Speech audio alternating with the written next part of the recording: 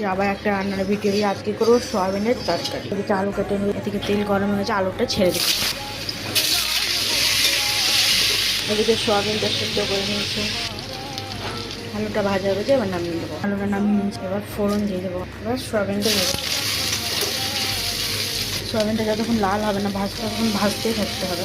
লাল হয়ে গেছে, এবার বের করে তেল দিয়েছি। তেল গরম হয়েছে, মশলা লবণ, হলুদ, টমেটো, ধনে পাতা, সয়াবিন আলুটা দিয়ে দেবো। ভালো করে ভাজবো।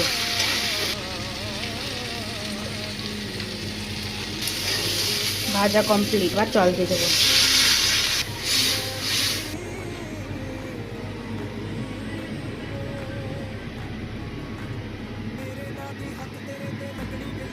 তা আমার সয়াবিনের তরকারিটা কেমন হলো অবশ্যই কমেন্টে জানাবেন। বাই।